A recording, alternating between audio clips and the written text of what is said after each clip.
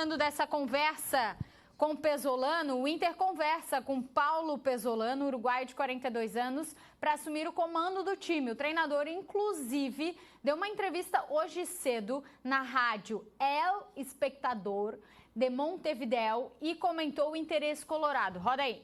Hemos tenido charla con muchos equipos, nos han llamado, ¿sí? Estos últimos días fue la verdad impresionante, antes de venir de Londres para acá.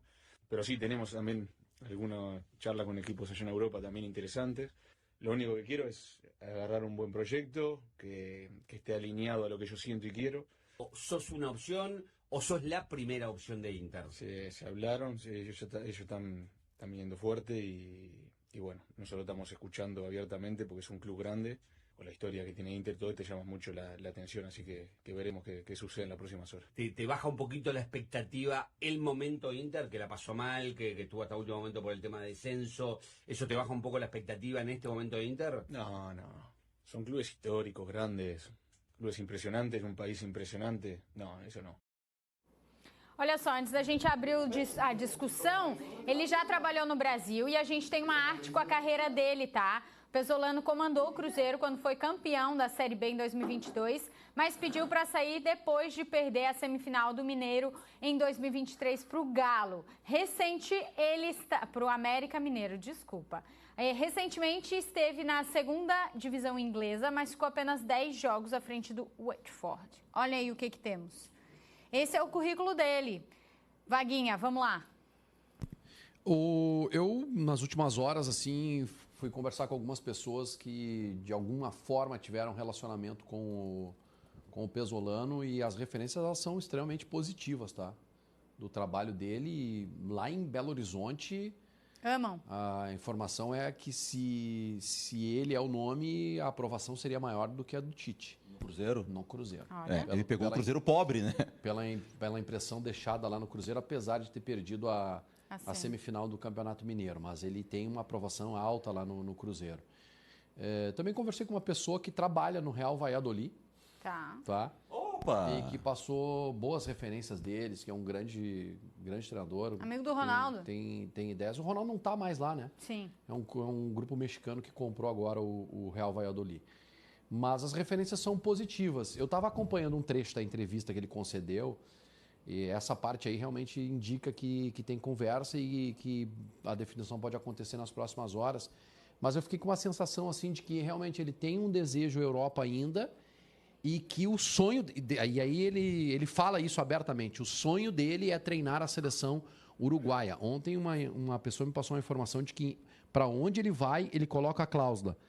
Convite da seleção uruguaia sai na hora, tá? E ele falou sobre isso nessa entrevista, dizendo que tem um sonho, que torce muito pro Bielsa continuar esse ciclo, outro ciclo, mas que quando surgir a oportunidade, quando for chamado, ele larga tudo para assumir a seleção uruguaia. Não que isso seja uma grande novidade, é o sonho, né? De tudo, também. Um treinador brasileiro que recusar a seleção só o Muricy. É que quando um treinador, em 2012, eu acho que é positivo isso, porque quando um treinador tem a ambição de treinar o seu selecionado, a sua seleção, da ideia de alguém ambicioso. Sim, alguém que é algo grande. Perguntei o que aconteceu com ele no Watford.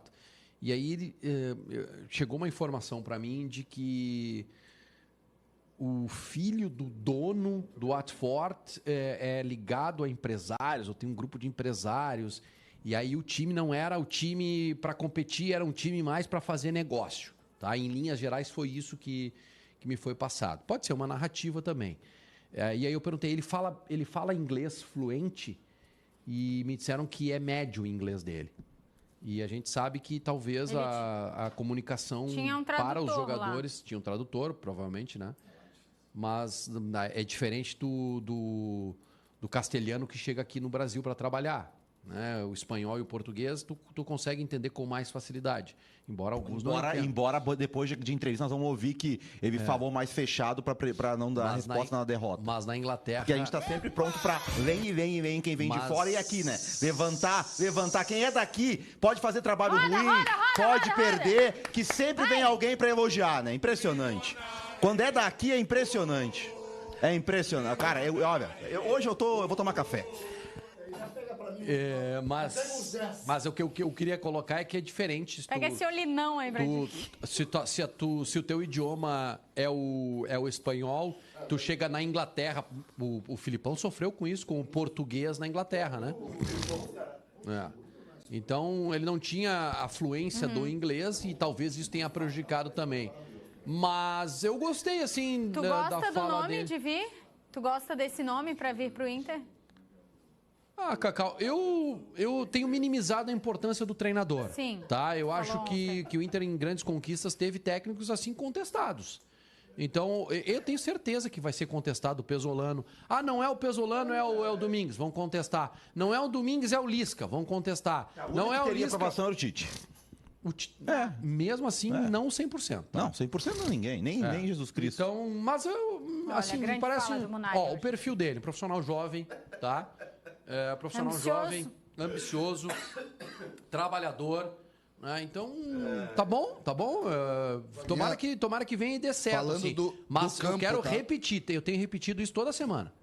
Vai ser um mantra meu a partir de agora. Profissional que vem para trabalhar no Inter não vai ser recebido no aeroporto, não vai ter tapete vermelho, não vai ter comemoração como eu fiz.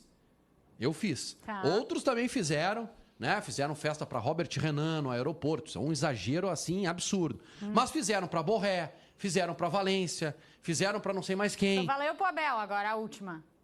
Esse A merece. última merece. Não, até porque ele entregou, né? Sim. Não, mas é que o Abel, ele não, o que o Vaguinha se refere é aquele profissional que a gente não conhece, que então, chega com cartaz de fora. Vale para aqui. treinador e para jogador, entendeu? Sim, O vale Inter pra amanhã todos os vai anunciar. O clubes. Inter Só anuncia. se a gente descer lá no aeroporto. Daí sim, é bandeirão, Tu é bem aceito no Beira-Rio lá, como é que é? Como é que é? Aí Tu é bem aceito lá no Beira-Rio, a torcida te abraça quando tu chega? Muito bem, muito Tu bem. é bem Vaguinha, no relato aqui Aliás, de eu adoro ir no Beira-Rio com meu filho, com... Pena que agora as escalas não estão deixando, né? Adoro ir na Coreia, tomar um E as negocinho ali no bar escalas? Coreia. Mas Mas não não, leva As o escalas hotelzinho, permitem? não, a escala tá pesada. Preciso dizer um relato de um gremista que enfrentou o Pesolano, tá?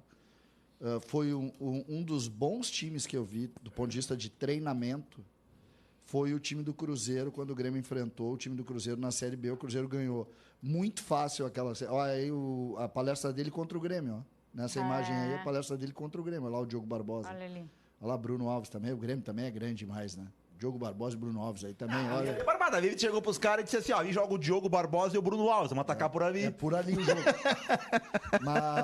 Mas o Grêmio enfrentou e esse time jogou naquela Série B, o time do Cruzeiro, contra o Grêmio, que tinha investimento em Série A. Tá? O Grêmio continuou pagando praticamente a mesma folha. Contra o Bahia e contra o Vasco. Preciso dizer, naquele ano subiram 4 clubes grandes do futebol brasileiro, considerando o Bahia clube grande também. Sim. 4 clubes grandes. Então é uma Série B um pouco diferente, né, do que a gente está acostumado. E o time do Cruzeiro é muito bem treinado por esse senhor aí. Muito bem treinado. Olha só. Ontem falei pro Vaguinha, um jogador que eu acho que se ele vier para cá, o jogador está se desvinculando do Palmeiras, que eu acho que o Inter teria que... Acho que de um modo geral teria que olhar, todo mundo teria que olhar, é o Bruno Rodrigues, né? Que está se desligando do Palmeiras. Não joga nada, como diria o Cabrão. A série O Zé Inácio. Vaguinha, realmente, no Palmeiras ele foi mal, ele teve uma lesão de cruzado, ele teve uma LC.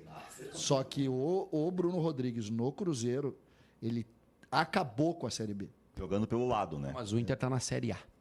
Não, mas e está contratando um treinador que a gente viu, o único trabalho dele no Brasil é na Série B. Mas ele treinou na Espanha, na Série A. E a Rosângela caiu. mandou uma Na pergunta Inglaterra, pra ti Série A. aqui, Vaguinha. E caiu. Não caiu. A Rosângela mandou, Vaguinha, você tinha falado que a vinda do Tite tinha muita chance de acontecer. O que aconteceu?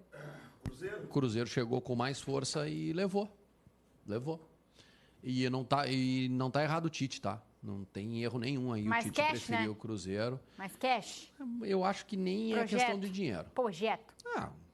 Hoje em dia, para o profissional aceitar trabalhar no Inter, ele tem que, ele tem que confiar muito no que as pessoas estão dizendo para ele, porque não bate o que o Pesolano pensa com a realidade do Inter. Mas aí Ele sai do Watford dizendo: eu quero um time que me dê condições de ganhar troféus.